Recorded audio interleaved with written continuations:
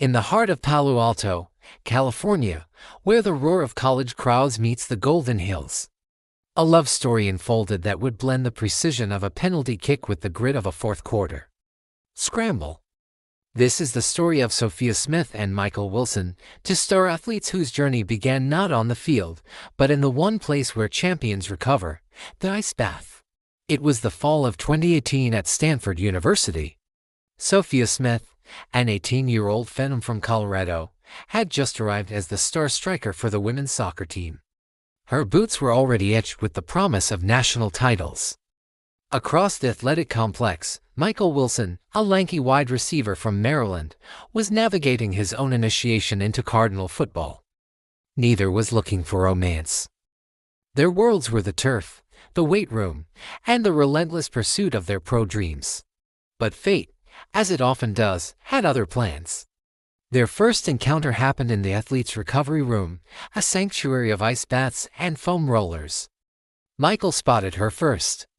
Submerged in a frigid tub, nursing his post-practice aches, he glanced up to see Sophia walk in.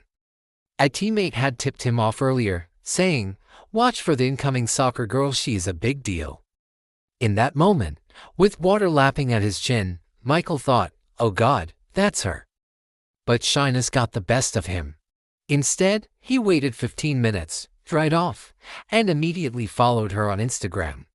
Sophia noticed the football freshman to his easy smile during campus tours and his quiet determination. Days later, at a mixer for incoming freshman athletes, their paths finally converged. A spark ignited over shared complaints about early morning workouts and mutual dreams of going pro. "We just clicked," Sophia would later recall, describing their effortless banter. What started as group hangouts soon turned into private moments, a sunset walk around the campus lake, hands brushing, then holding. By the end of their first semester, they were official. They posted a simple photo from San Francisco with the caption "Adventures in the City." She was in a Stanford hoodie, and he was grinning beside her, their first subtle nod to the world that this was real. In a sea of fleeting college flings, theirs felt anchored, built on late-night study sessions interrupted by recaps of each other's games. As sophomore year dawned in 2019, their bond deepened. Sophia led the women's soccer team to an NCAA championship, her golden boot gleaming under the stadium lights. Meanwhile, Michael battled through football seasons marred by nagging injuries that tested his resolve. They became each other's soft landing. Sophia would cheer from the stands at his games, and Michael would surprise her with post-match tacos after she scored a hat trick.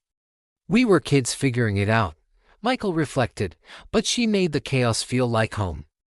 But graduation in 2022 loomed like a referee's final whistle, heralding the start of their professional careers that would pull them continents apart.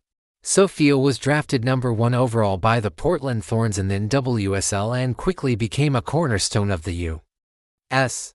women's national team, even winning Olympic gold in Tokyo. Michael, after a college career derailed by ankle injuries, signed with the Arizona Cardinals as a wide receiver, clawing his way onto the roster. Distance became their constant opponent.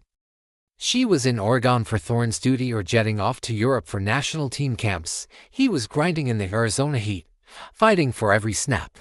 "More of our relationship has been long distance than together," Sophia admitted in an interview, the toll evident in her eyes.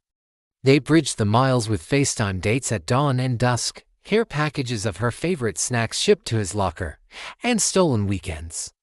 She'd fly to Phoenix for a Cardinals game, he'd road trip to Portland for a Thorns match. One magical overlap came in Los Angeles, where they stole a quiet hour for coffee in the same hotel lobby, their two worlds colliding. The real trials hit in 2023, a year that felt like extra time in a brutal match. For Sophia, it was the immense pressure of the FIFA Women's World Cup in Australia. The U.S. team's shocking early exit was crushing, and the headlines were merciless. Meanwhile, Michael, freshly drafted in the 3rd round by the Cardinals, was grappling with his own identity, trying to make a name for himself beyond just Sophia's boyfriend. The strain seeped into their relationship, with delayed texts and heavy silences. "That year was rough all around," Sophia shared. "Everything changed so fast. We had to figure out how to navigate it without losing us. Michael confessed to a deeper ache. During training camp, he even asked the Cardinal's social media team to dial back on posts about the USWNT, feeling his identity was too tied to hers. Their turning point was a raw, tear-streaked phone call where they recommitted to facing the pressure as a team.